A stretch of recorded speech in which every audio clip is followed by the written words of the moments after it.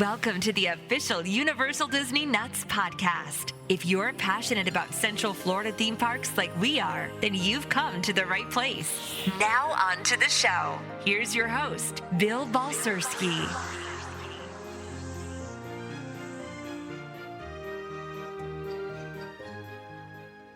Universal Disney Nuts. I am Bill, your host. Welcome back to the show, everybody. UDN live from the Tiki Bar. It's been a wonderful afternoon. It's a little cloudy. It looks like it's going to rain. Moist. Yes, moist would be a good word. Because there's so many people out there that love that word. And of course, you know that voice. That's Mr. Dave Indy. Hello. And the lovely titillating sounds. That is Tanya. Wow. Hello, everyone. Before we get started, I want to take a moment of silence for everybody who lost their lives today, September 11th. This one hits home more than others because it's the 20th anniversary. And with everything going on in the world right now and how crazy it is, I think people are emotionally charged to begin with. Yes. And now we're dropping the 20th anniversary of one of the worst single disasters in American history. So if you don't mind, please indulge me. I'm going to do a moment of silence for all of the victims who lost their life today.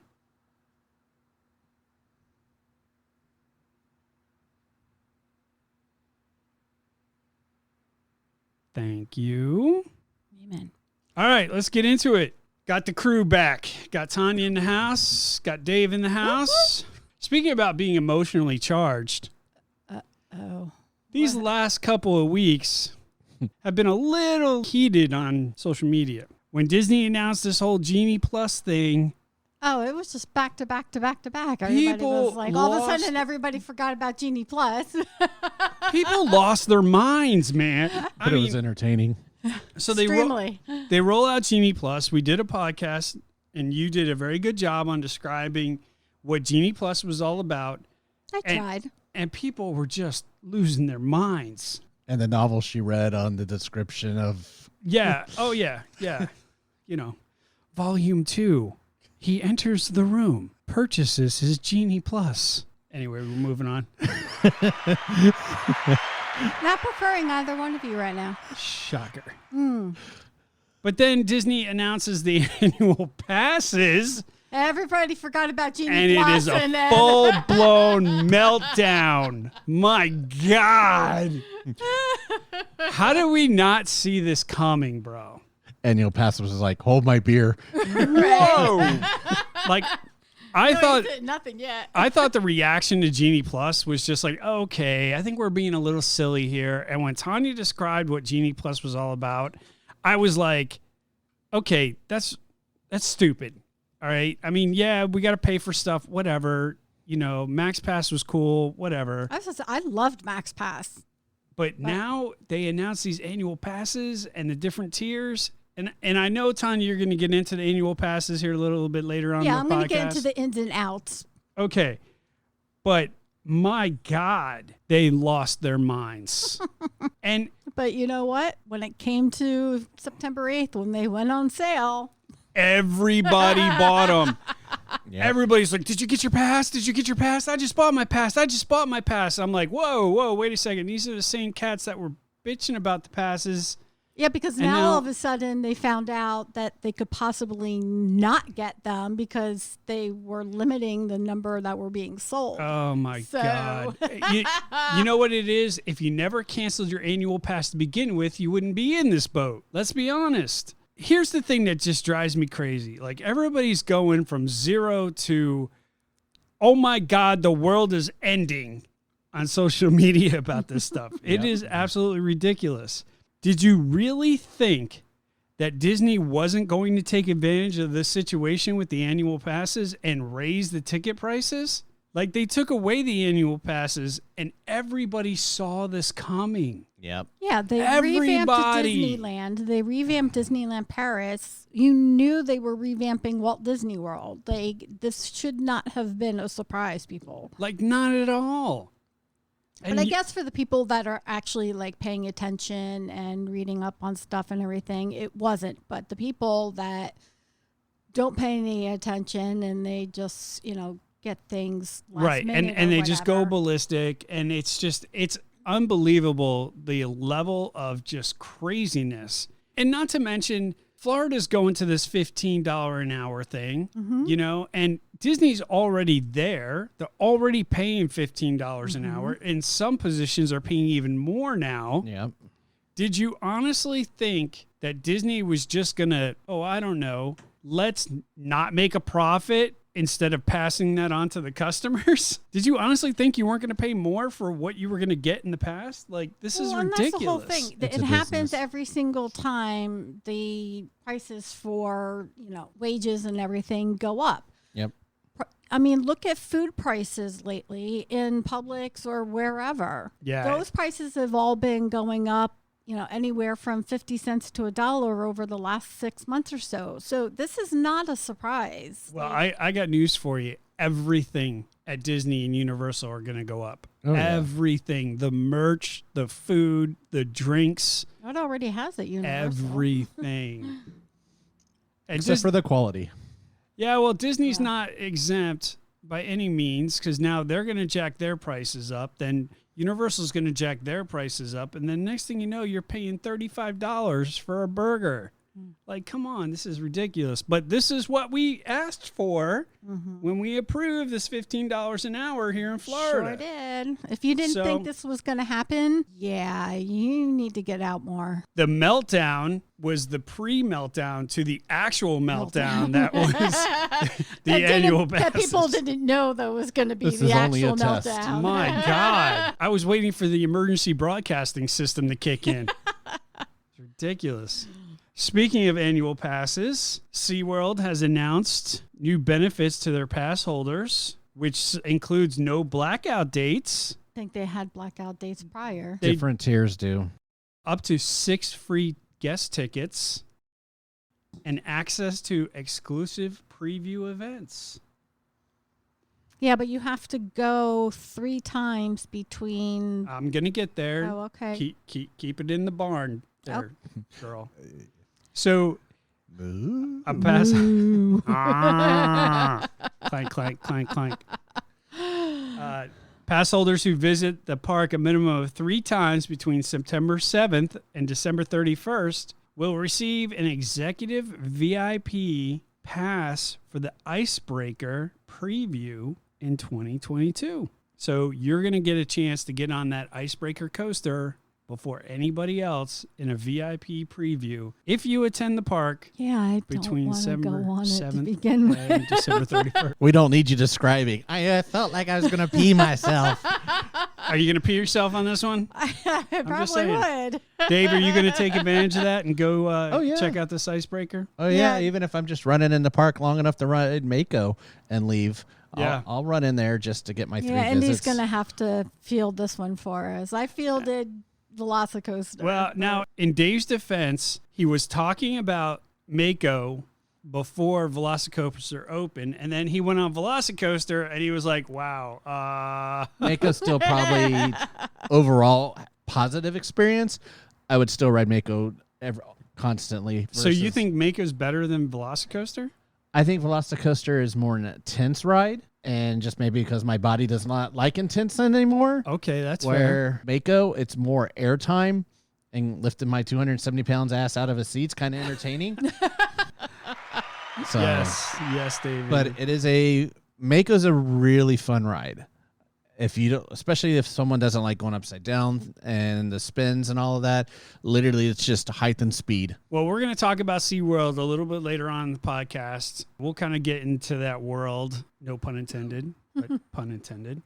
I see what you did there. Thank you. Thank you very much. I'll be here all week. I see the world you spun. That's right. I'll be here all week. Tip your waitress. And bartenders. Yes. Even So the ones that still. SeaWorld offers 1 park, 2 park, and 4 park options, and passes just start at $12.50 a month, which is a lot less than All of them. The other two, where you have to remortgage your house to afford your annual pass. Yep. You better start reevaluating things there, beautiful. Just saying. Oh, you were talking to her. Yes. Okay. Sorry, Dave. Didn't mean to distract you there. You were looking in my eyes. Yeah, right. Okay. Hey, I'm working now. I can afford my own pass. Yeah. Yeah, Should have been an applaud on that one for working.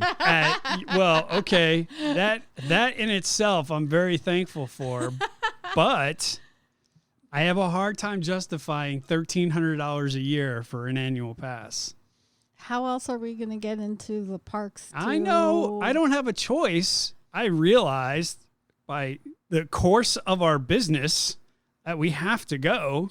And who you married. Admitting you have a problem is the first step. He doesn't go half the time with me anyway. That's not true. He doesn't necessarily really even need a pass. So, speaking about drama, Disney and Hollywood are at odds again. First, we had my girl Scarlett, and man, she took abuse on social media.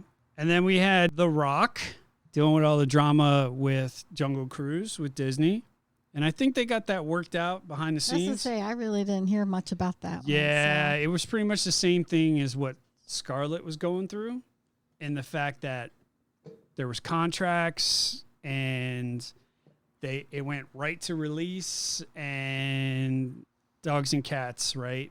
In comes actor Ryan Reynolds. Now, as you know, he is the famous actor for Deadpool, the Deadpool series, right? Yes. Never seen it. Amazing. This Oh, guy yeah. is just He was genius. built for that role. I'll take your word. No, Hardcore sarcasm, just the way he is just amazing. That's what makes that character, right? It does. And there's no filter, right? So, And most was improvised. yes. So as he's doing his stuff, you know, he's saying stuff that would just be like, oh my God, did he just really say that? He's having issues with Disney, and now he's at the point where he doesn't want to do anything with Disney either, because Disney is trying to take over the creative control for the movie Deadpool 3, which is supposed to be coming out here very soon, or they're working on it right now. I think they're working on it. The problem is Reynolds is saying that Disney is trying to take over the movie. Disney already kicked out his people, quote unquote, and now they're forcing the actor, because they have creative control or partial creative control. They want the actor to tone it down when it comes to some of the stuff he says in the film. You and I both know, Dave, that if he was to tone that character down, The movie would suck. it would really suck. Because his sarcasm and the way he carries himself is what makes that movie. That was the whole fear when Disney bought Fox, was what happens with Deadpool. Is that right? Yeah, because we automatically knew that meant that he was underneath it. And at one point, Disney said no, they were going to let him get away with doing what he wanted to do. Not anymore. Because now Disney's involved. They're like, we've got to make this more family friendly. And of course, Reynolds is like, yeah, no. Can't you see the first two? Yeah, exactly. You can't tell me that they're going to try to make this Deadpool 3 movie and not give him the reins to do and say what he wants. It's just absolutely crazy. So now he's tripping and he's like, I'm never, ever going to work for Disney again. You know, he's not feeling it. So that's the third major actor that has had a problem with Disney in the last couple of months. So I don't know what Disney is doing, but if they keep pissing off these actors, they're not going to have anybody willing to work for them. Nope. And it's going to have to be one of these deals where they do a Walt Disney, where they buy a company in secret, and then the actors work for that company not realizing it's Disney. Pretty much. I mean, I hate to say it, but that's how we're going, you know. Moving on to other things. Animal Kingdom's going through a little bit of a upgrade, if you will, a little makeover. Yeah. Finally. So I know. I'm wondering what's going to come out of that. I don't know. It's still a high-priced zoo to me. But Oh, stop it. they announced that Expedition Everest is going to be closed in January for refurbishment and will not open until mid-April. But the Yeti will still be broken. Ooh. I was wondering if they were going to fix the Yeti. But Oh, no. I Well, don't Well, that's think what that this is any about, kinda- is to fix the Yeti. It said I don't even know if that's possible. They would have to restructure the whole. Well, The Yeti platform. they're doing 4 months worth of work, so I'm assuming they're going to take the Yeti out and redo everything. I doubt it. The foundation of the ride. Well, from what I read, that's exactly what the construction is about, is to fix the Yeti. Well, I hope so, because that was really cool when it was working. Yeah, I don't know. We'll see. As you know, or may not know, Expedition Everest has had some issues structurally. Mm-hmm. The ride was built fairly well, but there was some problems. What they didn't take into account when the engineers developed the ride was the vibrations and everything from the jet engines that propelled the Yeti. Yep. So it was literally like shaking the foundation loose. And because of that, there were structural issues, and that eventually took its toll. And the Yeti broke down, and they couldn't fix it because when the floors broke, it's hard to. Yeah. He gets a spotlight instead. Right, Or a exactly. strobe light. Right. And anyone who's been on that ride recently knows that Yeti hasn't moved or hasn't done much of anything except a light shining on him. Hence the Yeah. parody Disco Yeti you can find on YouTube. Since Right, like a right. There's a few months website. after it opened, really. So in addition to Expedition Everest, Cali, That ride. Wow, really? I am struggling today. Cali River Rapid Ride. Yes. Featuring Real- Ryan Reynolds. Ryan Reynolds, that's right, asshole, will be closed November 1st for refurbishment as well. That's a Phenomena. yearly thing. That's no surprise. Yeah, so, but they better have the River Rapids ride fixed before they put Everest down. I mean, they're going to have two major rides shut down at the same time. Yeah, I'm actually kind of surprised at the timing of Expedition Everest, considering their other roller coasters aren't going to be up and running by that point. So honestly, all they have left is the zoo. I mean, think about it. The rides are going down because of refurbishment or fixing or whatever. You'll have Dinosaur, Flight of Passage. But even some Safari of the Track. stuff by Dinosaurs shutting down too, right? So, I mean, Well, Primeval Royal is the only one that closed. Yeah. That's Flight of not a Passage loss. and No, it's really not. the other one's not even worth mentioning, you know, Well, they're so all kid rides. Kids Yeah. need something to ride there too. whatevs. Universal, some reviews / complaints coming in from Halloween Horror Nights. to say the least. I guess I kind of expected this because everybody wants their 5 seconds of fame on social media bitching about something, right? Everybody's going to complain about something these days. It's not like, Are they complaining about the scare actors having to be behind the plexiglass? no, but it's the coming. houses? That's coming. I'm pretty sure. So Halloween Horror Nights That's is already ramping moved up. on. That was like when it was first announced. Yeah. So Halloween Horror Nights is ramping up, right? We've had a couple nights already, and some reviews are starting to come in, and this is just pure savage. I mean, just absolutely pure savage. Some people will just never be happy. We haven't heard the positives yet. We haven't heard this scare zone is amazing. This house is amazing. We haven't heard any of that. So the first report that we hear from Halloween Horror Nights is the worst area so far. Of course, everybody Like- focuses on the negative instead of the positive. Welcome to today's society. According to a couple of sources out there locally here in Central Florida, the worst scare zone is the Crypt TV zone.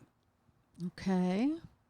And And what is their issue with it? oh God, this is funny. Well, they're saying that the way it's set up and the way the scaratures are, it's not very scary.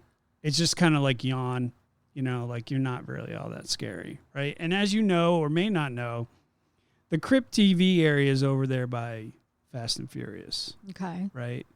So I heard this and I was like, Uh-oh. oh God. Yeah. So one person was quoted saying, maybe it's a good thing that it's at Fast and Furious because when you come off the ride, you're already disappointed. Oh, ouch. So when you go through the scare zone, you can't get much lower than what you really are. So that was just initially, but then I was like, oh my God, that was savage. That was absolute savage. Speaking of savage, we have got to introduce the man now.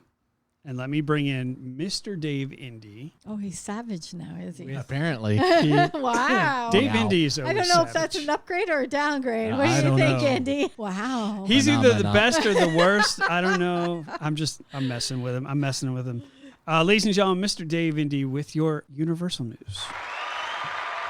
Thank you. So let's see here. For starters, speaking of Universal, and I'm just going to quickly hit it since it's across the pond-ish. Beijing Resort's grand opening is on the 20th of this month. Wow. So Universal adds another gate. And this is the one that cost those billions and billions of dollars, right? Yep, the Beijing one. So it's finally opening? Well, they've started a soft opening on the 1st of this month, but the grand opening is, unless something happens, is set for the 20th. So be interesting to see what happens on that one. Yeah. Kind of looking forward to that. As they'll say, back here, obviously, HHN is in full effect. First, it sold out. You'd never know. Yeah. I mean, geez.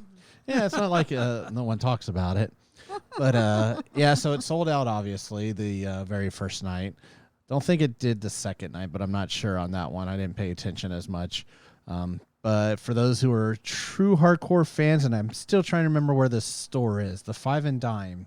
I can't think if it's over by... You come into the park, you make the right past Bourne. Is it right there, or is it going to be say- over in the New York, little San Francisco area where... In the back? Where Finnegan's is.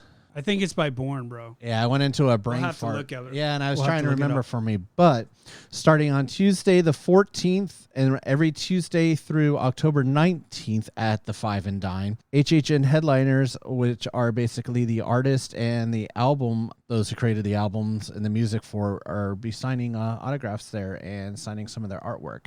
So if you ever want to meet the people behind the artistry, or the music, which is Midnight Syndicate, they are releasing another 1,000 plus. Last year they did it. The album sold out, which was all the music for HHN. They'll be there again. Yeah, they seem to be having a cult following. They do, but you can find that on basically Universal's website, who's going to be there on what days. I didn't list that, but I'll throw it up on our Facebook page as I think about it. Great.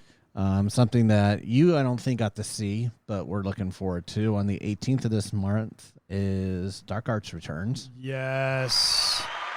We're going to have to get over there to see it because I've never seen it. That and the Death Eaters will be roaming around again, which is kind of cool. I don't know if I want to see a Death Eater, but I want to It see was well Dark done. Arts. They had fog machines and lighting and stuff that right there in front of Hog's Breath. Is it? That's Key West. Hogsmeade. Wow. No, I know it's in Hogsmeade, but the Hogs Tavern right there with the hogs on it. I can picture it in my head. We know what you're talking about. Yeah, next to the bathrooms.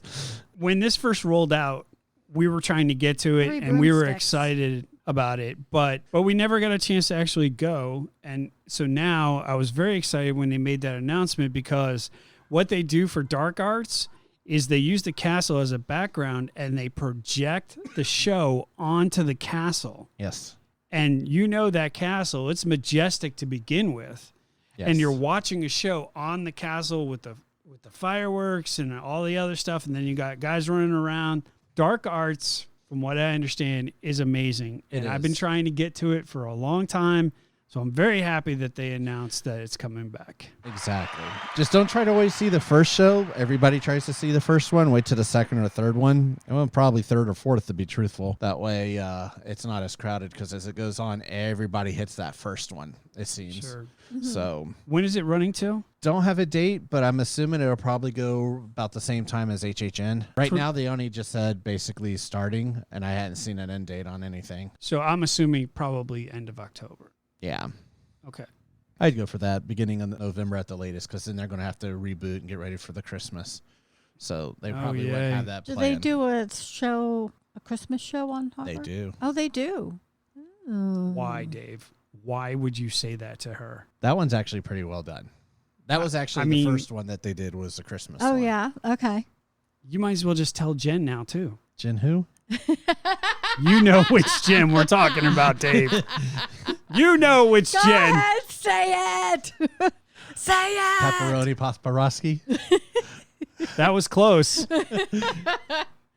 You You guys are mean. I can say it. What was his, like, pick a pepper and Pick a gnome. Moving on. say it. And considering, or speaking of growth for Universal, some I saw, but then I bookmarked it and forgot to bring it up on prior ones. Over at Epic's site for Universal, there's been the Yoshi Adventure Track spotted over there. Really? So, yeah. So it's in a fenced-in area. Not sure if you're going to be able to see it or not, but something to keep your binoculars open for. Oh, well, I'm going to be able to see everything, unfortunately. And let me tell you, I looked at the construction blueprints for Kirkman, and it is going to be a major luster. You know what? Yep, because I know it's going to come down the side and go right through your property almost. Bad. Like, it's not going to be pretty. The whole South Kirkman, Sand Lake Road stuff is going to be a nightmare for the next 3 years. Until they get it finished. Yes. Once they get it finished, it should flow smooth, but oh my God. You won't have the people pulling into your parking lot. God. It's going to be an absolute nightmare. Oh, I bet. On the downside, to pay for all this stuff, this past couple of days, general parking went up by $1. It is now $27 to park. Nothing else has been announced on the other one, so keep your eye open for Disney's to probably go up. Yeah, and I guess that falls back into what we talked about in the beginning of the podcast, right? Like, get used to it. Like, everything is going to go up now. It's going to happen. Yeah. And I wouldn't be surprised if it goes to 30, honestly. 27 now. And what is the preferred parking? Like 50, right? 50, yeah, yes. It varies. Yeah. Like, that's insane, bro. Yep. $50 to park your car. Come on. Yep. And my car doesn't get to do anything fun. Nope. But the only good thing is at least at Universal, my car's sitting in a shady spot. Unless you're on the roof, your car's in the shade. That's a great point. And if Universal was smart, they would turn around and put solar panels on those roofs. That's what we're doing at Lockheed. Are you? Yeah. So very cool. And then last but not least, I say, in the parking lot at Disneyland already does that too. is it Disneyland or California or Paris was doing it? I thought, or Tokyo. One of them. I was think put- Paris. Paris was. One of them was about ready to put it. Yeah, I think it's only a matter of time before they do that, though. It'd be smart. But you have to understand that Disney already has like fields and fields of solar panels. Well, Disney World, yes, but Disneyland doesn't have the land to be able to afford to do that. So no, they've but gotta understandably, make so some that's why they're concessions. doing it in their parking lot. I get that. But what I'm saying is I don't know how soon that's coming for Disney World because they already have fields and fields and fields of solar Yeah, panels. those two fields can power 2 of the parks. Yeah, but just think how much more they could power if they did it. Last but not least, Red Coconut Club is permanently closed at City Walk. Wow. Really? Yep, it never kind of got back open. Just go ahead and hit your mic, Dave. That's fine. Yeah. Yeah, that's good. Wow, really? That's good. So that is now officially closed. Wow. There are rumors floating around that Universal, I guess a while back, has done surveys about bringing a comedy club there. Obviously, Saturday Night Live is part of Universal, so whether it could be themed to it or not, there's always been rumors because it's also attached to Bubba Gump's. We may eventually one day see Bubba Gump's gone and it be a restaurant and comedy bar and stuff there. Wow, that's a great concept. I remember when City Walk was in its prime that Bob Marley's, the Red Coconut, and the Groove. the Groove was the places to be. Like every Saturday night, The upper area was just yeah, packed. Friday Yeah. and Saturday nights, you couldn't get anywhere near these clubs. And now, I mean, I understand because of the pandemic and everything, but you're right. That club has not been busy at all. Nope. And so I'm shocked that they Well, closed it hasn't been open since Universal reopened. I know I saw people out front of it one time when I was there, but I'm trying to remember if it was before or after. I want to say that they opened on the weekends. Yeah, Oh, really? Okay. because I know the doors were open unless it was for a private event, but yeah. It's been a long, long time since I've been inside the club. But when Yeah, I was in the exactly. club, it was nice. It was 2-story. It's been a while You since I know, was in it. yeah, And then it also was nice. Quiet Flight right now has got walls up. They're doing refurbishing. Also, the Groove is rumored to be out, and Universal for a long time, and I think I've even mentioned this on prior, has toyed with the idea of an escape room. So there's rumors that Wow. a That would Universal movie all tie-in escape room maybe making its way to. So do you think that City Walk is going to be reimagined and get away from the club stuff and get more to like a Family Disney stuff. Springs? Kinda. I mean, there's always been rumors to redo the upper half when you go up towards Moe's and all of that. That's the only part that's never been touched. Because let's be honest, I mean, City Walk has kind of run its course. And when was the last time that you went out of your way to go to City Walk on a weekend night, like Friday and Saturday night, to go to one of those clubs? Yeah, I wouldn't say the clubs. The restaurants, on the other hand, yeah. Yeah, well, they have great restaurants, yes, but the clubs. They have I've great never restaurants. Highly recommend the Mango Margarita at Jimmy Buffett's. But, but when was the last time you were rolling in the groove? When was the last time you were at Last Bob time I even Marley's? stepped in the groove. Bob Marley's would be different. Bob Marley's I could see staying because it's also a restaurant. Yeah. And that place does get busy at night still. It does. It does. It has a faithful following. It really does. Yeah. I haven't been in that one yet. Bob Marley's is cool. It's like we need to go to Bob Marley's. The whole club was modeled after one of his houses in Jamaica. Yeah, identical to it. And then when you go up, you go in, and when you're upstairs, you can just kind of look down on the live band and stuff and the dance floor. I spent a lot of time in there. Yeah, I was in there for quite a bit too when City Walk was in its prime. So I remember distinctly that you would go to City Walk strictly for the clubs. And, you would start out at like maybe patios with a couple hurricanes, get the blood flowing a little bit. And then next thing you know, you're in one of these clubs. You only need one of those to get you started. And then end up back in Pat's screaming at the dueling pianos. That's right. I love the dueling pianos. It's sad to see because for those of us who have been around and know what City Walk's all about, it's sad to watch these things go. But if they don't evolve, they're going to fall behind. And Disney Springs is already blowing City Walk out of the park right now. So think about that whole yesteryear's thing that was posted about Pleasure Island not keeping up with the times. That basically is what, if I'll give City Walk credit, they've been in planning. But the problem was when they were building Endless Summers, there were rumors it was supposed to be a City Walk type of venture over there. Obviously, with Epic, it's going to have its own. So they're doing stuff, but they're not really. They're just trying to do more than a Band-Aid, obviously, putting stuff on it. But yeah, maybe they'll move the clubs over by Epic so they can get people down there. Yeah, I don't think clubs will be around much longer. It'll venture back down to downtown. With the pandemic and everything else, not a lot of kids are going to clubs these days. Like, it was a big deal back in our day. Well, not only that, but think of what time like Disney Springs and City Walk close now. Like, they used to be open until like 1, 2 o'clock in the morning, and now they're 11 o'clock? Yeah, I've closed down Rising Stars a few times. Yeah, so it's not like they're going back to those late nights. So why would you have a club that's open till 1, 2 o'clock in the morning when they're not going to be doing any of that? So. True. I hear you. Well, thank you, Mr. Indy. Greatly appreciate it. There's your Universal news, everybody. And now we will bring in the working girl, Tanya, with your Disney news. All right. So, as they said earlier, we've had quite a bit of controversy coming out lately, but we will get to that. First off, over at Epcot, Club Cool is slated to reopen on September 15th. Bring on the Beverly! So those of you not familiar with Club Cool, it first opened at Epcot in 1998 as Club Cool Ice Station Cool. Do you remember that thing you had to walk through and then you had the snow and you were like, it could be 99 degrees outside, amazing. But you were throwing snowballs at each other? Do you remember that? And it kind of led into the Club Cool?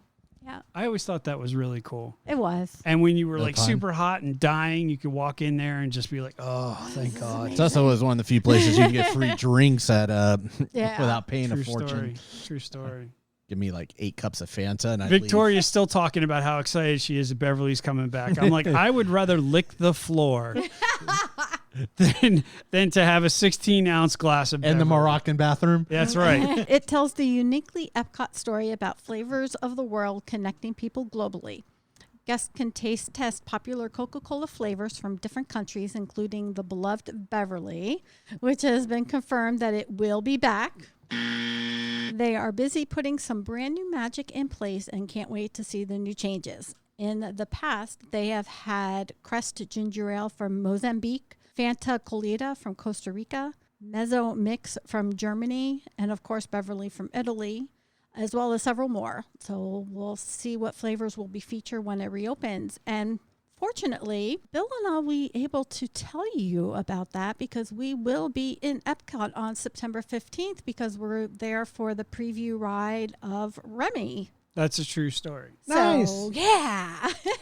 Also reopening on September 15th at Epcot is the transformed merchandise store Creations Shop, which is formerly known as Mouse Gear. Say that 3 times fast. I know, right? The way I'm talking today, I'm not saying anything 3 times fast. No, you My mind's on the Fantas. both Free of you Fantas. are. Right. I am stumbling today, struggling.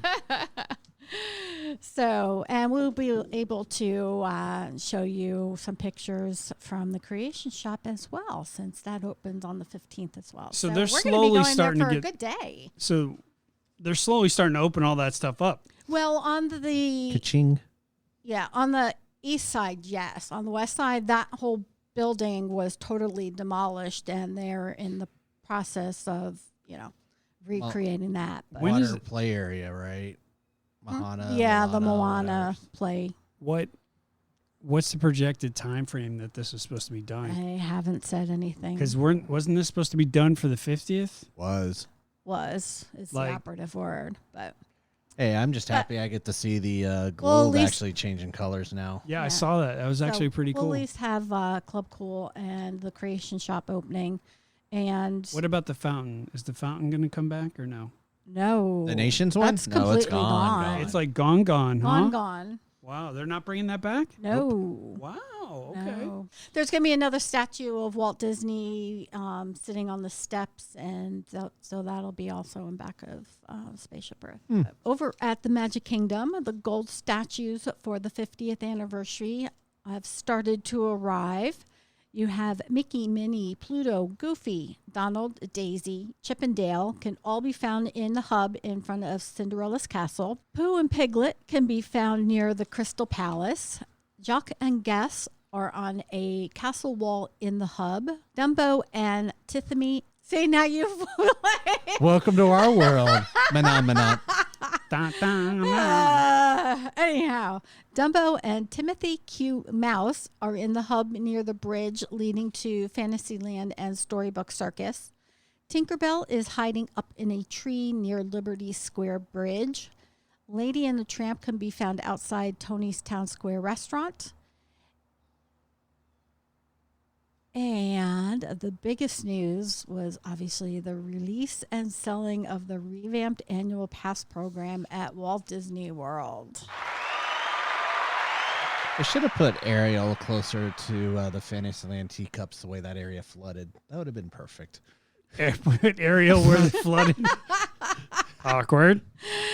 Anyhow, so I'm going to do some ins and outs of the new annual passes. All right, trigger warning, ladies and gentlemen. Tanya's going to be talking about annual passes. Let's try to keep it to a low roar here. If you feel anxiety when Tanya's talking about these passes, go ahead and take a couple deep breaths. Maybe a walk around wherever you are. So the annual passes and pricing have changed to the Incredipass is the most expensive of the bunch at $1,299 plus tax. Florida residents can pay $99 per month for 12 months after a down payment of $205. This pass option has no blackout date, and you can hold up to 5 park reservations at one time. And that is also the only one that is available to out-of-state Yes. guests. That's something the we need to kicker. talk about because a lot of people, that's one of the trigger warnings that people have, because before, anybody out of state who owned annual passes could buy whichever one they wanted. And now, No, that's not true. They could only buy Platinum or Platinum Plus. well, now you can only buy one, and it's the most expensive one. Correct. I thought So- they could buy. They just couldn't do the monthly payment. Yeah, the monthly payment is a Florida thing.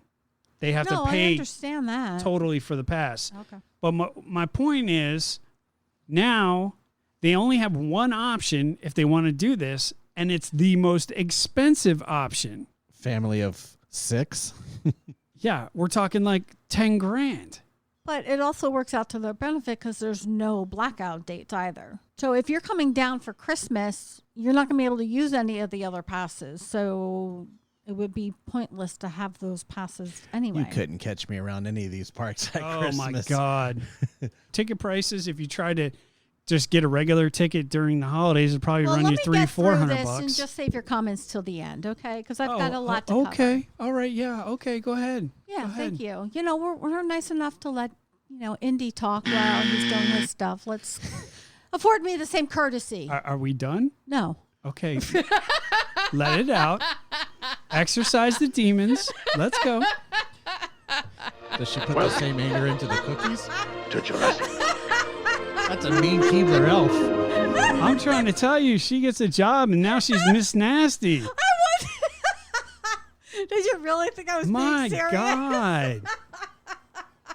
Maybe all those chocolate chips are starting to get to her, bro. Dude, you're going to be killed in your sleep.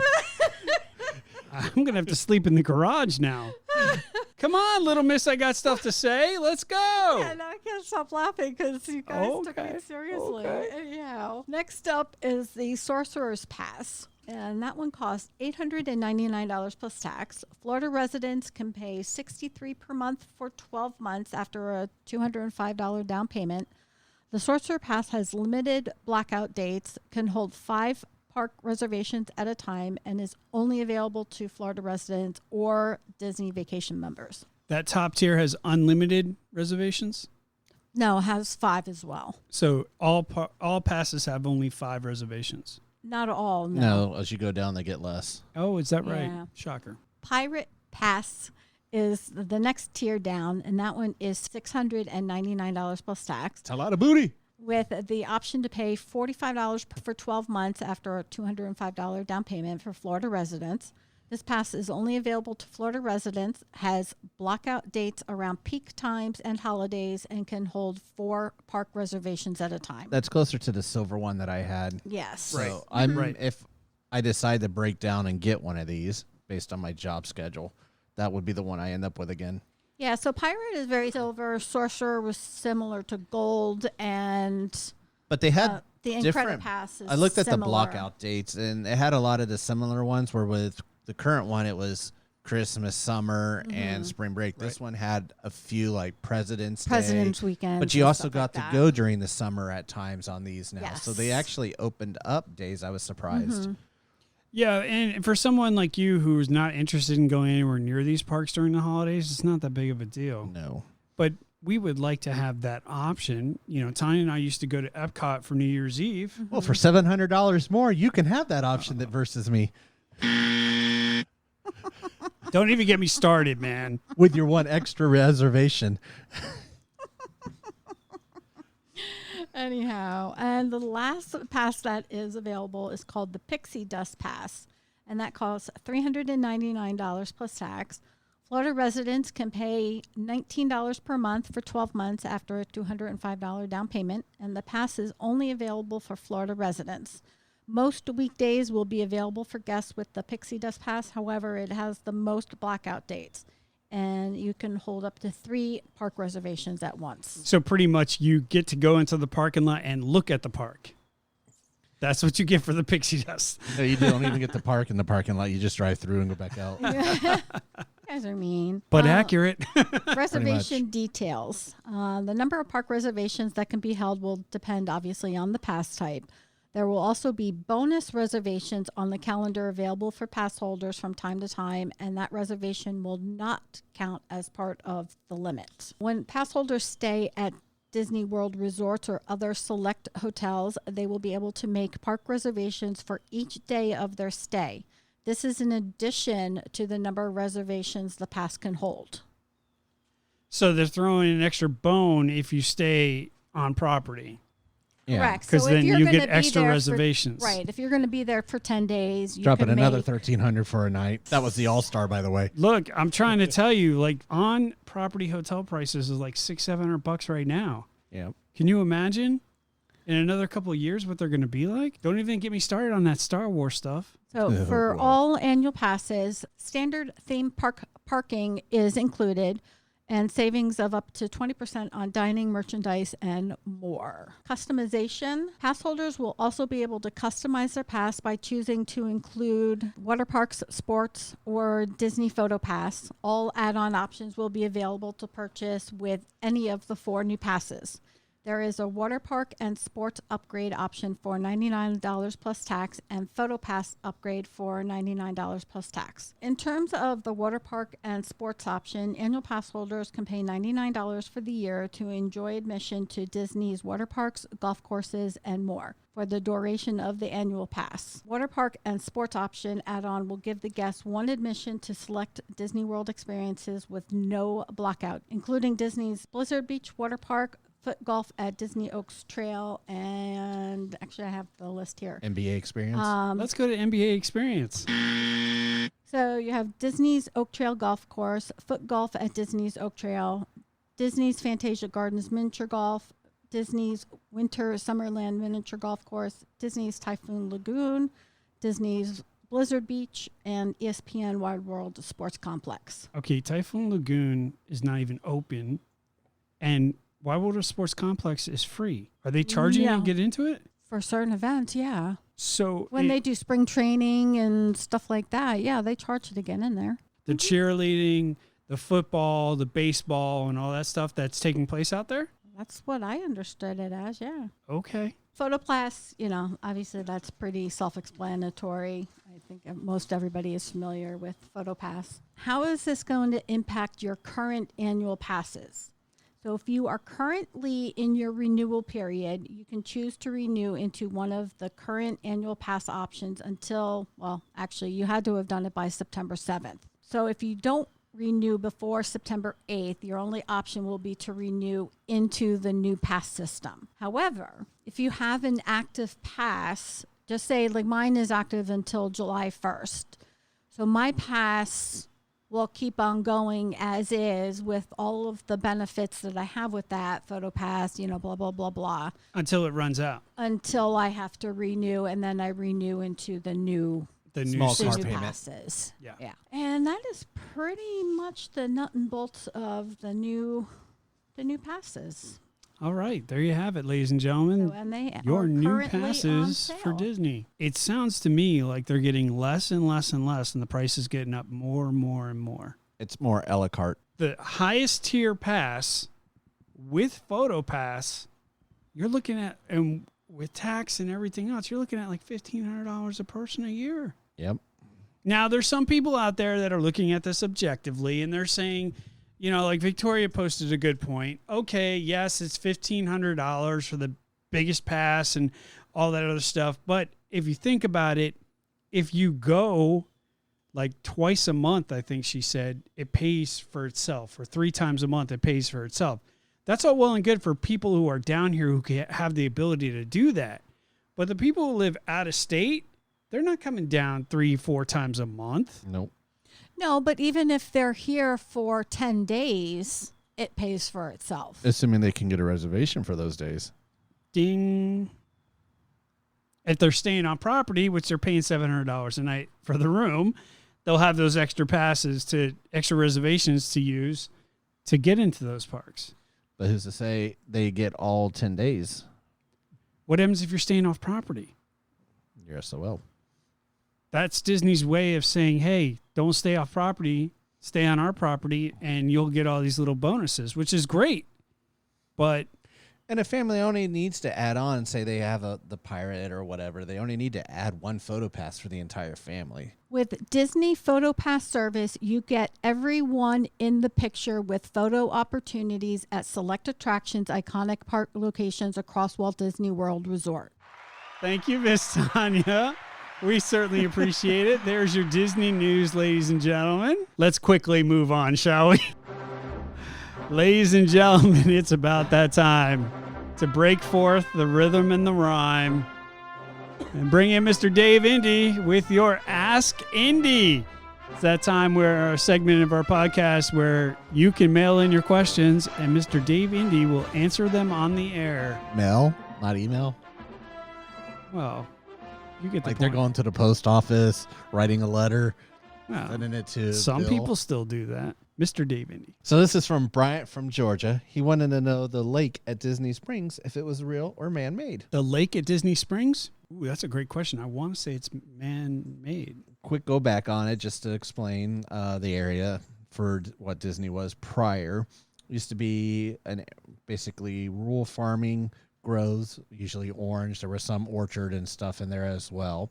And there actually was, and I didn't know this part, a Florida village there called Vineland that was located on a lake called Black Lake, right in that area.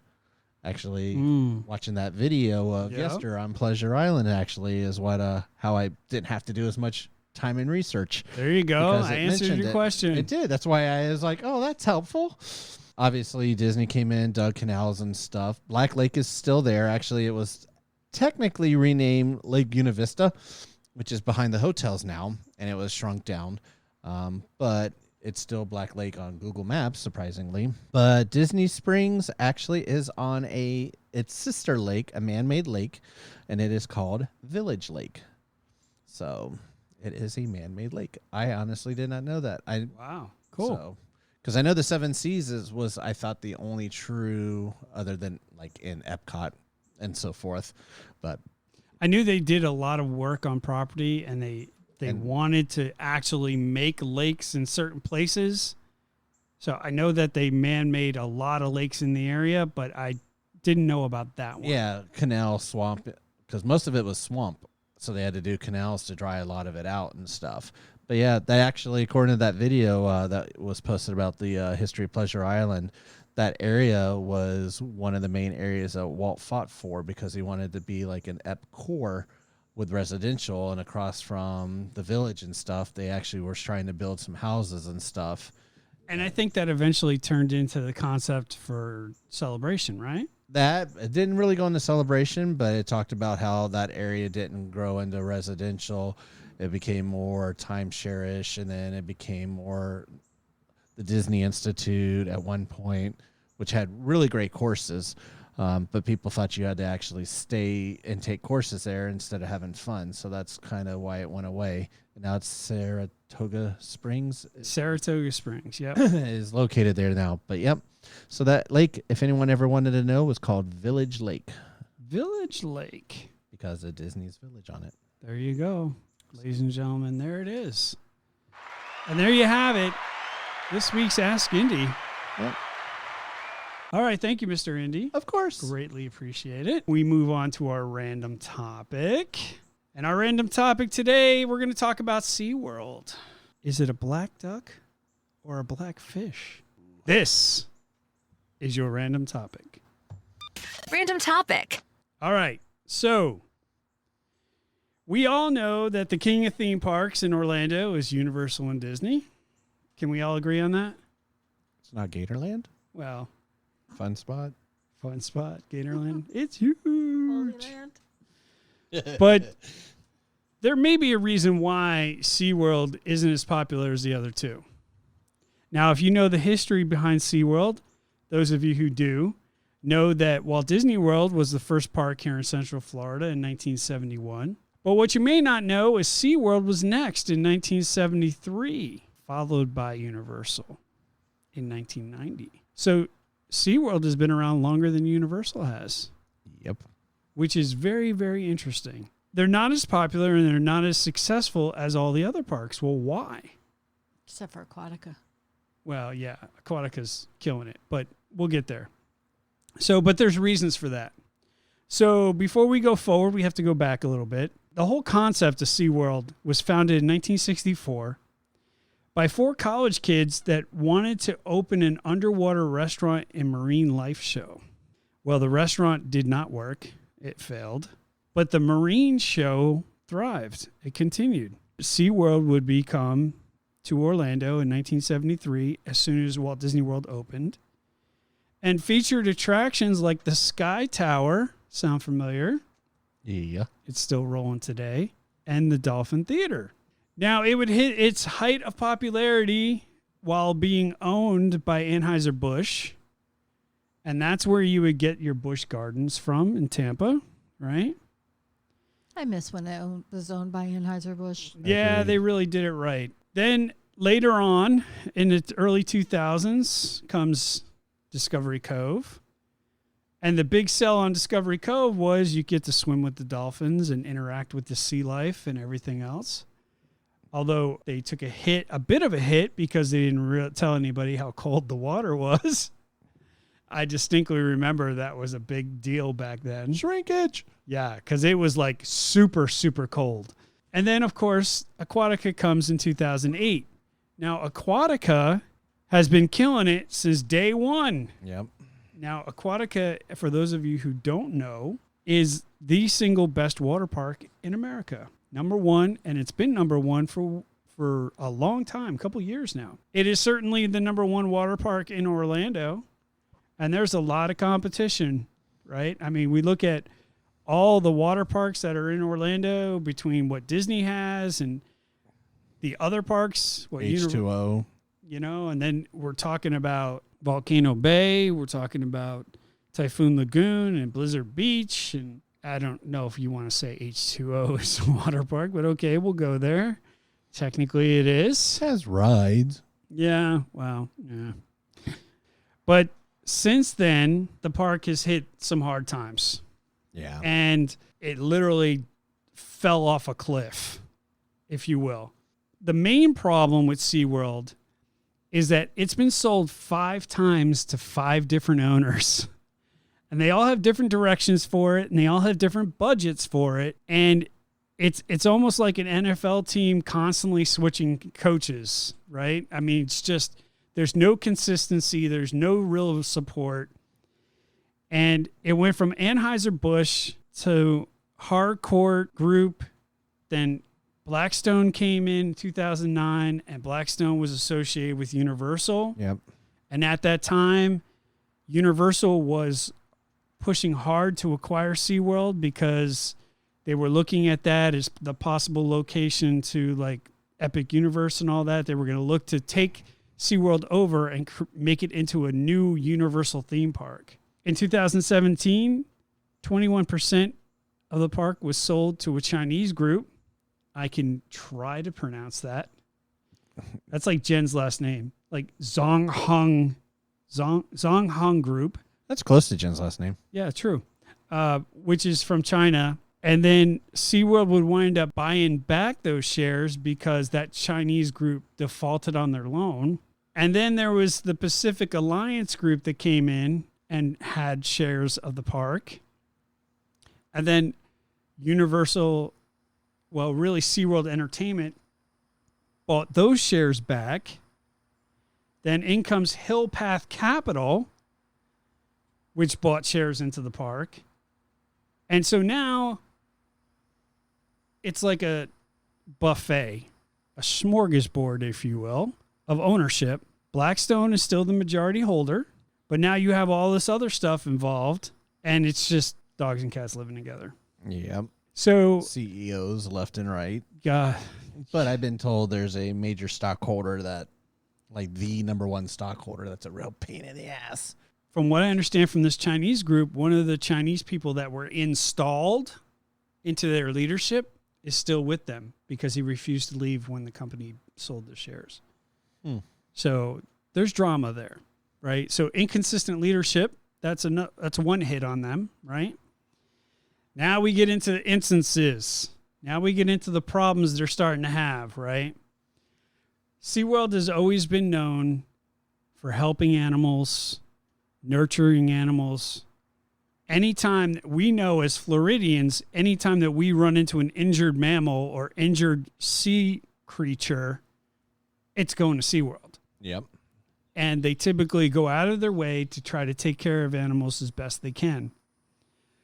That was during the whole Anheuser-Busch phase, right? And you heard less and less of those events happening. They even had an ambulance. I don't know if you remember that. SeaWorld had their own ambulances for the animals. So say if there was like a dolphin that washed up on the beach, they would send this mobile unit that had a tank, and they would put the dolphin in the tank inside the van, and then they would bring it back to SeaWorld.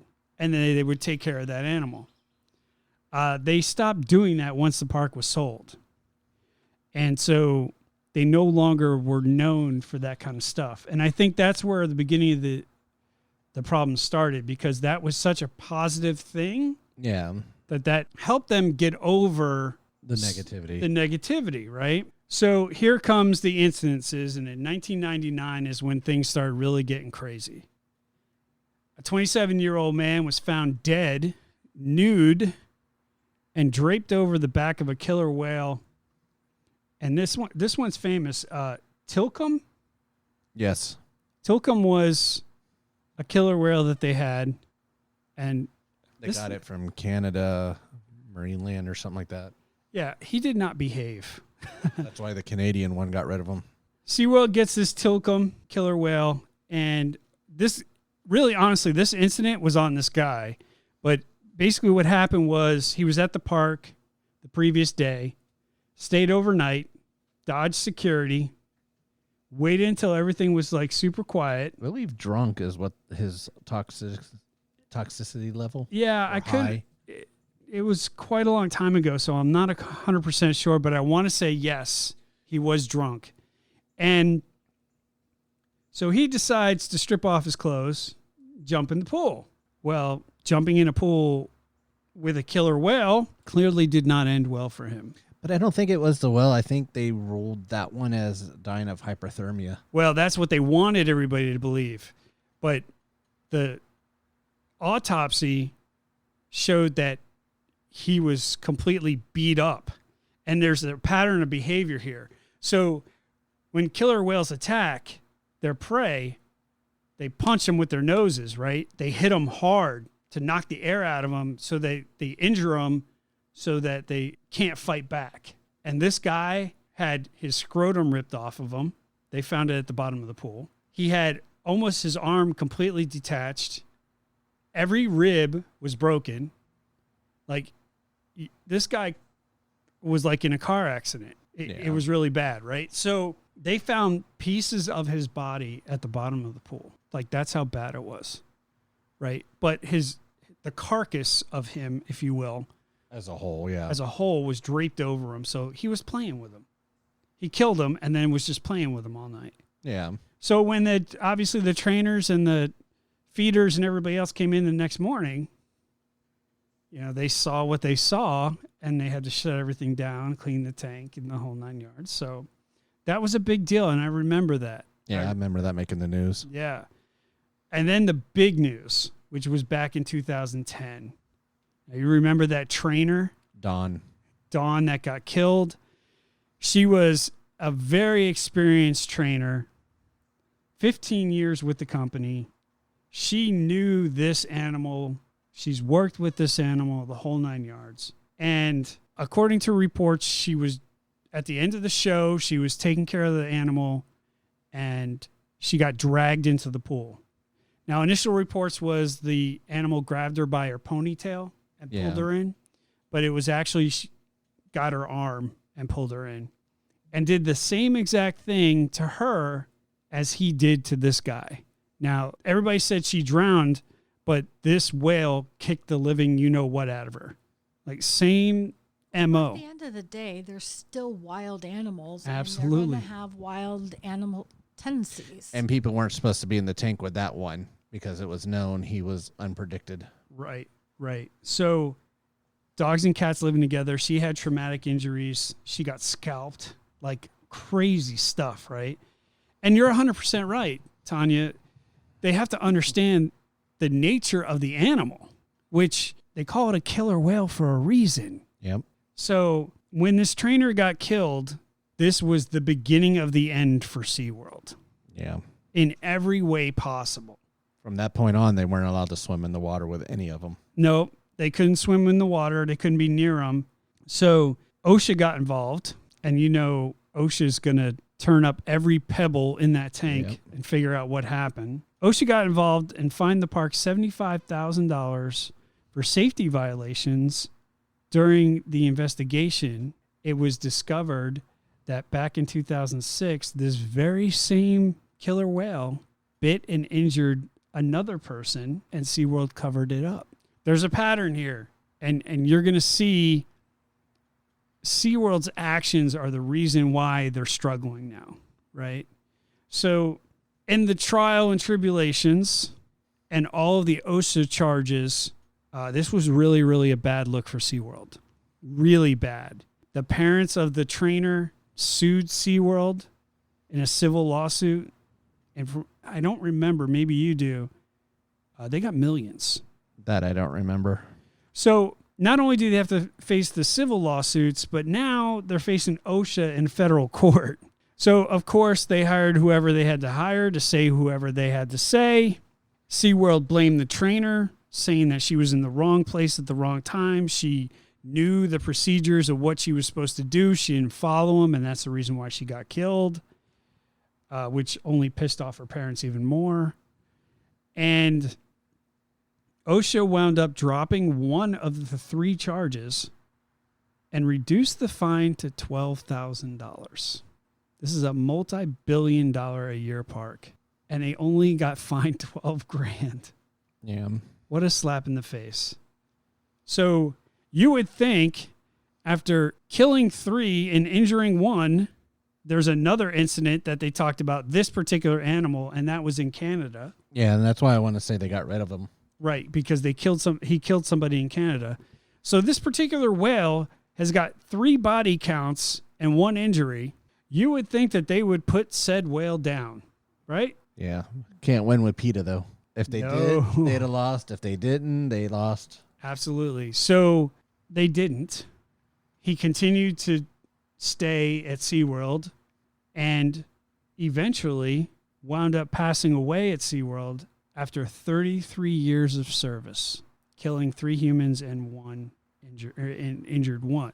This would be the catalyst to what SeaWorld had to deal with, because their world is about to crash like the Hindenburg. Hindenburg was like this big blimp that blew up back in the day.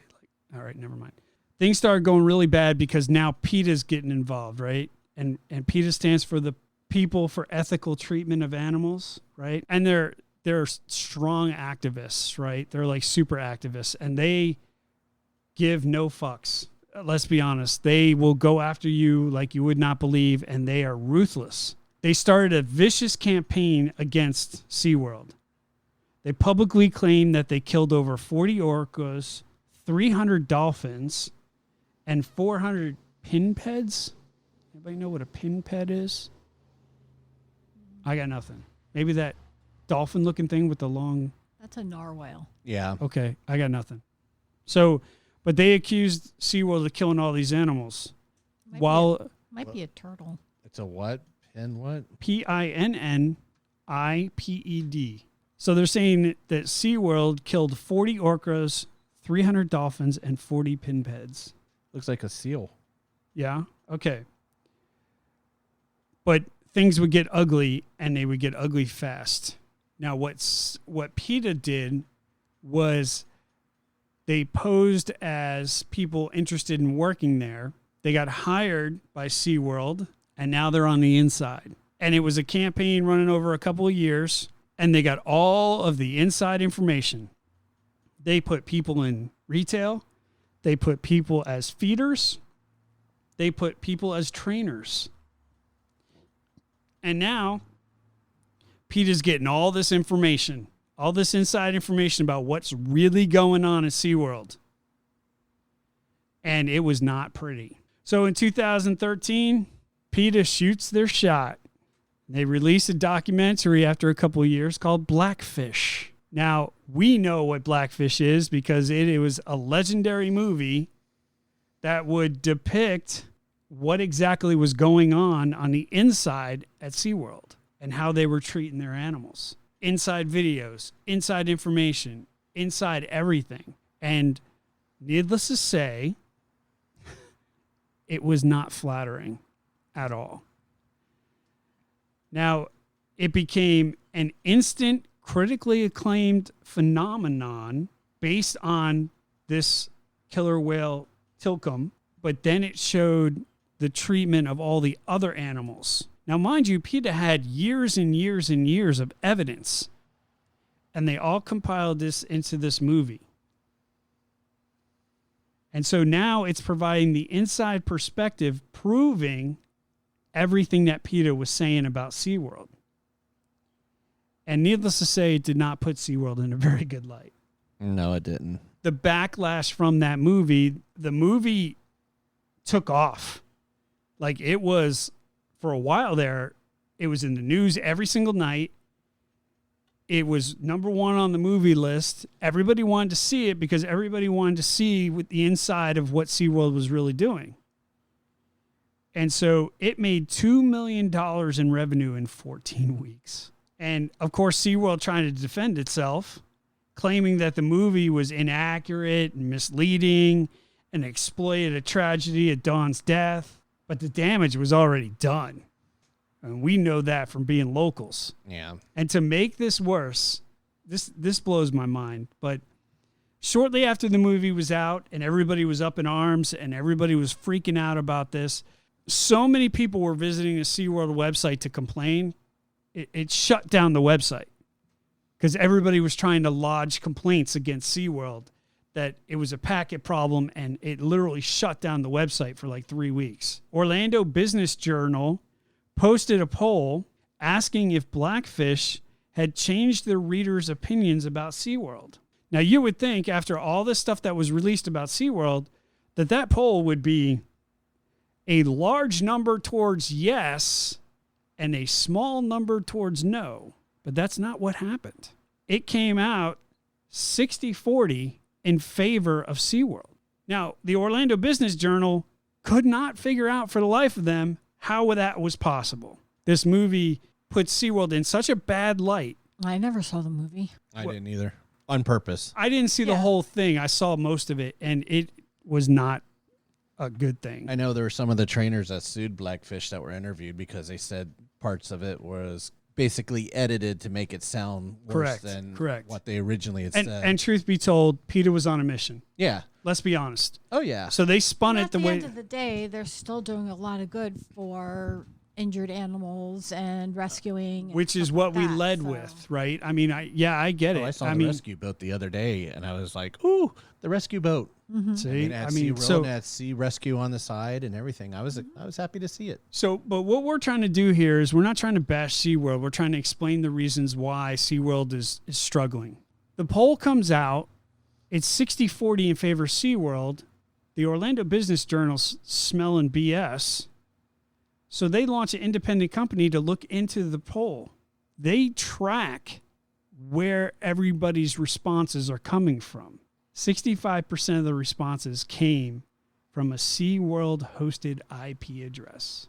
So SeaWorld itself was pinging that poll so that... Doing damage control. Right. SeaWorld was desperate at this point because they were at the point where this was such a negative thing that they had to fight for their survival because this was really, really going to damage their reputation. Yeah. And so once that information got out about Blackfish and then everybody saw the reaction from SeaWorld, then this poll comes out, but then they released that, hey, look at this. 65% of the people who responded to this poll was SeaWorld, driving the numbers up for them. So they manipulated the poll. That got released. So now people are really against SeaWorld. Now they're like screwed. Now they've got to do something. So now SeaWorld releases a website called The Truth About Blackfish. So now they're going after PETA. They hire people who join PETA and spy on PETA so that SeaWorld can get intelligence on PETA. Yep. And so now the war starts, right? So now SeaWorld has got employees going to PETA trying to act like they're all about PETA and they're against SeaWorld to try to get more information about PETA and what's going on with them. So here it comes, right? The battle lines are drawn. So, but the problem is the movie would go on to do so much serious damage to SeaWorld's reputation that the damage was already done. Attendance dropped. You remember the protests that were outside the park. Yep. You couldn't even drive past SeaWorld. There were so many people. Do you remember that back in the day? When it first came out, yeah. Yeah, man. And then the sponsors left. Southwest Airlines left. There was a whole bunch of major sponsors that were like, bye, we're not dealing with this. And then the employees started quitting because obviously the employees were getting harassed by the people when they're coming to work. So like this was really getting out of hand. Because of the movie, SeaWorld took a $15.9 million initial loss. That was right after the movie was released, and then dogs and cats started living together. Yeah, 2013 was when Blackfish came out. Right. 2015, they would see an 84% drop in revenue because of the film. 84%.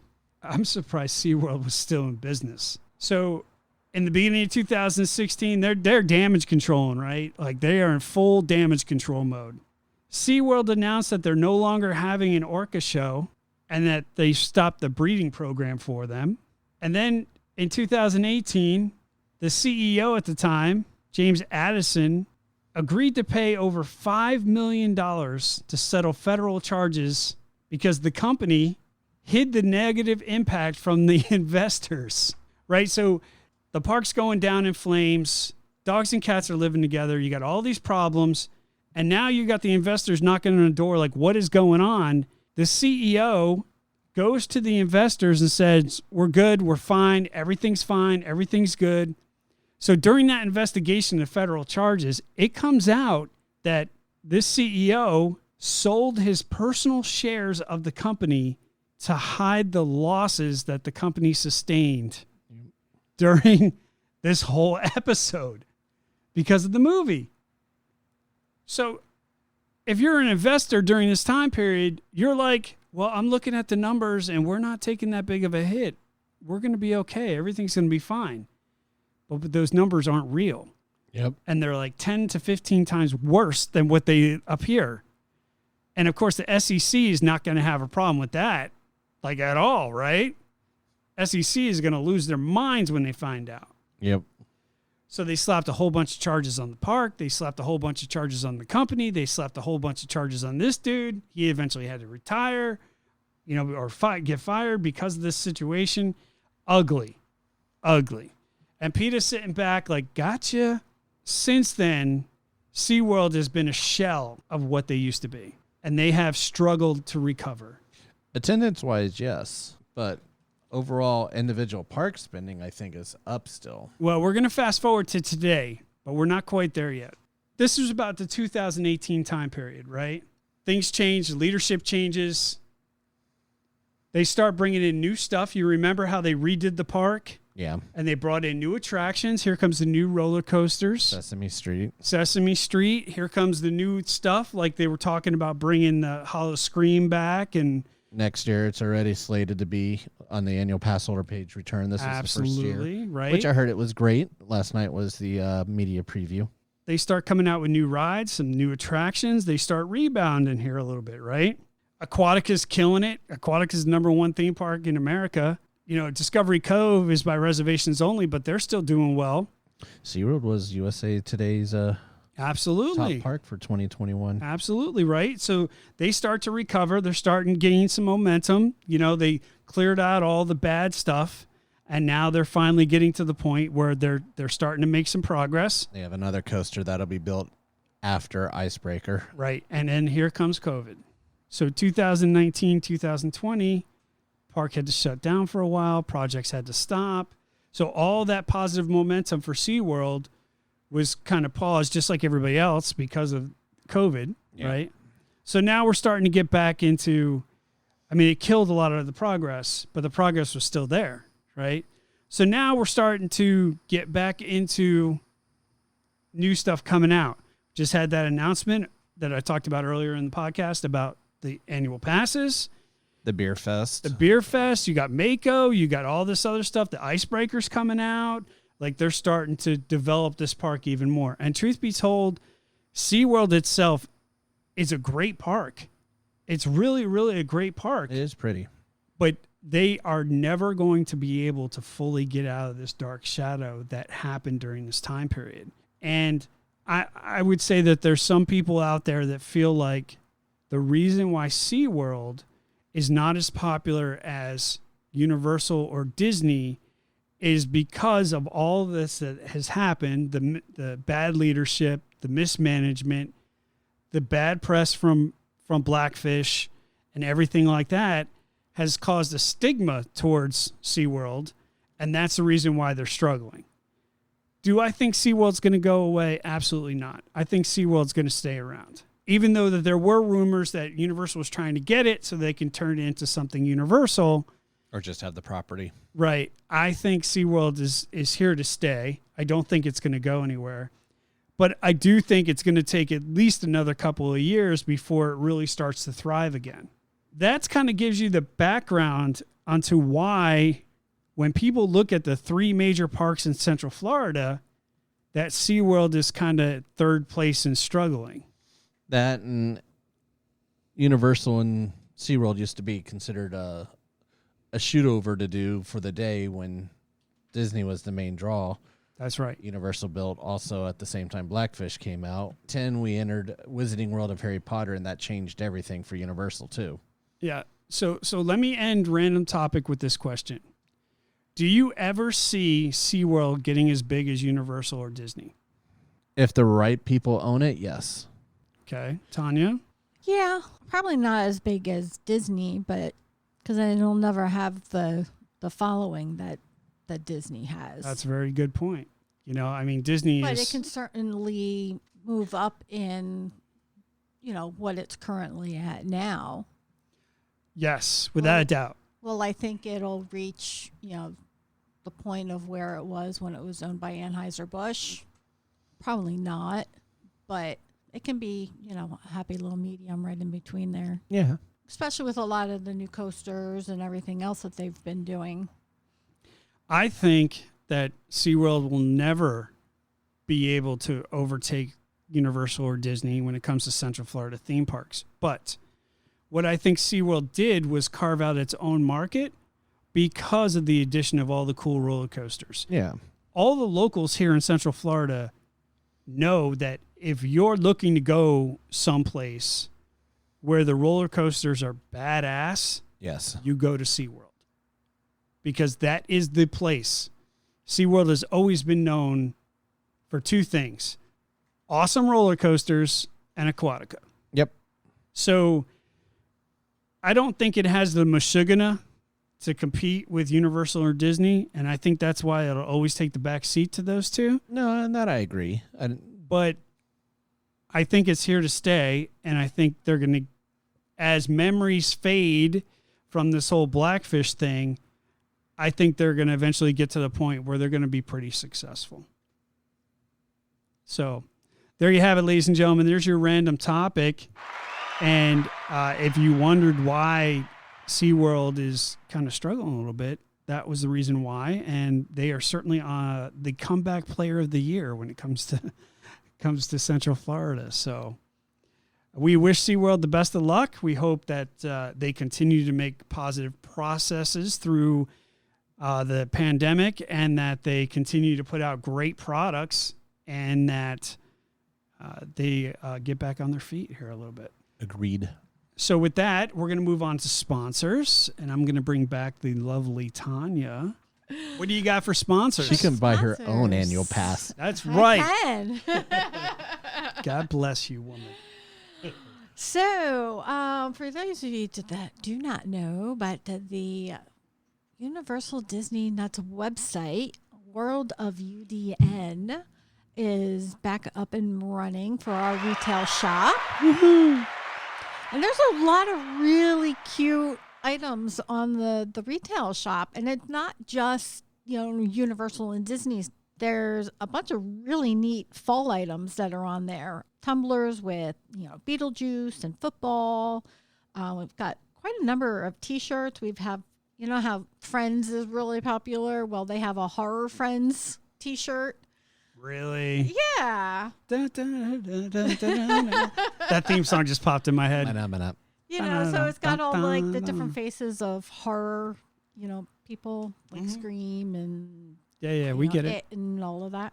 So it's really cute. We got fall leaf earrings, a bunch of different fall T-shirts, a fall apron. Let's see what else we got here. Chocolate chip cookies and fall scented wax melts and mini fall gnomes. Coffees. Oh, some of these coffees, if you love flavored coffees, pumpkin spice, caramel apple, bourbon pecan pie, autumn spice. There's Rice Krispie treats and pretzels in fall themes. You do realize what this website's going to look like during Christmas time, right? Yeah. No. Can't wait. Unlike your wallet, it'll be full. Oh, God. So for the fall items, you can pre-order the fall items, and the pre-order for those closes at midnight on the 15th. So Wednesday evening. And then all of those items are expected to ship out October 1st. And then we also have new UDN merchandise coming out. We've got some Lilo and Stitch tumblers. There's Hogwarts tumblers.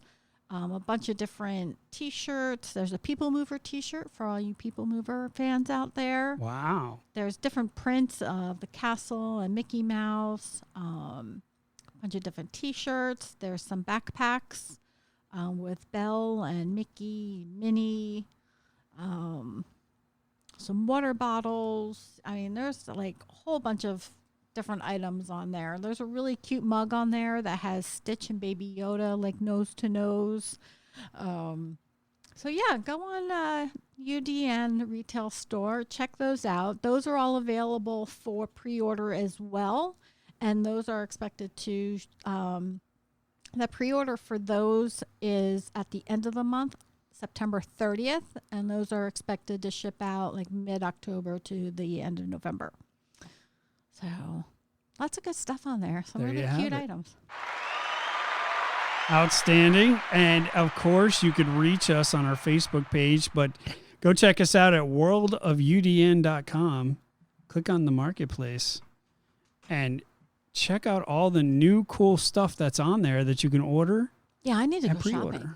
Yeah, I'm sure you do. I do. You know how much I love fall. That's true. Fall And is my favorite season, but Christmas is my favorite holiday. I'm sure it's only a matter of time before fall throws up all over the house. So, Starting tomorrow. oh God, please make it stop. Pumpkins galore, baby. Do you see? Do you see the hell I live in? Yeah. Hey, so- You're on I your could own. put up the Christmas tree, so don't even. Yeah, no, you're not neither. So, yeah, go check us out, worldofudn.com, and click on the marketplace, and you'll see all the cool stuff that's available. Also, keep in mind that our main sponsor, Rockstars and Flowers, is still killing it. They just produced a bunch of different work, so go check them out. They have a website of rockstarsandflowersart.com. They're on Instagram, and they also have a Facebook page, so please show some love to them as well. We appreciate their sponsorship. Yep. And ladies and gentlemen, we ran pretty long on this podcast, but I think it was well worth it. And so with that, I think we're going to end this misery. With that being said, ladies and gentlemen, thank you very much for listening to the podcast. If you're in these parks, be safe, have fun, and we'll talk soon. You have been listening to the official Universal Disney Nuts podcast. Please visit our website at worldofudn.com and join us on Facebook, Instagram, and Twitter for all the latest updates, news, and events from your favorite theme parks. See you in 2 weeks.